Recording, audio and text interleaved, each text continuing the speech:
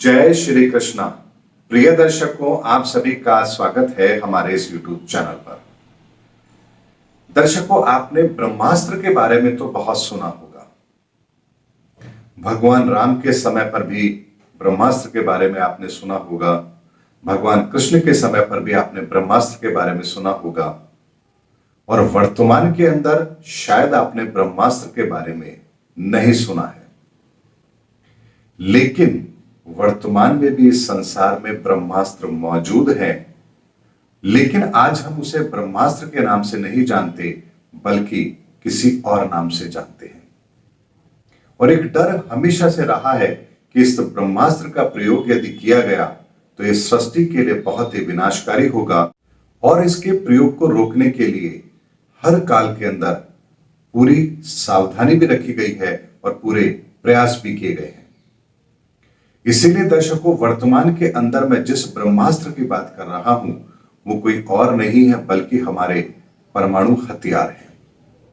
वैदिक काल में भी जब ब्रह्मास्त्र की बात होती थी तो कहा जाता था कि इसे चलाने के लिए विशेष योग्यता की आवश्यकता पड़ती है और ये बहुत ही विलक्षण होते हैं और इनका प्रभाव बहुत ही व्यापक होता है और पूरे संसार को तबाह करने की ताकत इनमें होती है। और उसी का व्यापक रूप हम वर्तमान में भी देख रहे हैं। परमाणु हथियार भी कोई ऐसा गोला नहीं कि जिसको आग लगाओगे कोई भी चला देगा। उसके पीछे भी एक टेक्नोलॉजी काम करती है, विशेष योग्यता की जरूरत पड़ती है, विशेष तरीके से ही उसको चलाया जा सकता है और उसको बनाने के पीछे भी एक विशेष प्रक्रिया होती है। इसीलिए वर्तमान के जो परमाणु बम हैं ये वर्तमान के ब्रह्मास्त्र हैं। और जब जब महाविनाश की लीला का समय आता है, संसार को एक चिंता अवश्य होती है कि कहीं कोई ब्रह्मास्त्र का प्रयोग तो नहीं करेगा, अर्थात परमाणु बम का प्रयोग तो नहीं करेगा। ये परमाणु बम जो हम आज देख रहे हैं ये वैदिक काल में भी थे, पर उस समय पर हम इन्हें ब्रह्मास्त्र के रूप में जानते थे। इन्हें बनाने की प्रक्रिया, इन्हें चलाने की प्रक्रिया, ये सभी उस समय पर भी मौजूद थी। लेकिन उस समय भी एक डर था कि इसे किसी और तरीके से नहीं रोका जा सकता, इसीलिए केवल और केवल समझाइश के तौर पर ही इस ब्रह्मास्त्र के प्रयोग को होने से रोका जाता था, चाहे फिर किसी भी दिव्य शक्ति को उसके लिए प्रयास क्यों ना करने पड़े। और वर्तमान में भी यही है कि आप परमाणु हथियारों को चलाने से रोक सकते हैं, लेकिन अगर परमाणु हथियार चले तो उसके प्रभाव को रोकने का कोई तरीका इस संसार के पास ना पहले था ना आज है।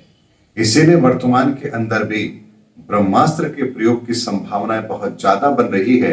और इसे रोकने का कोई तरीका यदि हमारे पास है तो वैदिक समय पर भी वही था और आज भी वही है कि हमें केवल और केवल समझाइश के तौर पर समझदारी से व्यक्ति विशेष को समझा करके उसके परिणामों से अवगत कराकर, प्रकृति की दुहाई देकर, ईश्वर की दुहाई देकर, या जो कुछ भी हम कर सकते हैं हमें करना चाहिए। लेकिन इस ब्रह्मास्त्र के प्रयोग को होने से अवश्य रोकना चाहिए, क्योंकि जब जब इस ब्रह्मास्त्र का प्रयोग हुआ है इस सृष्टि ने बहुत बड़े विनाश अवश्य देखे हैं।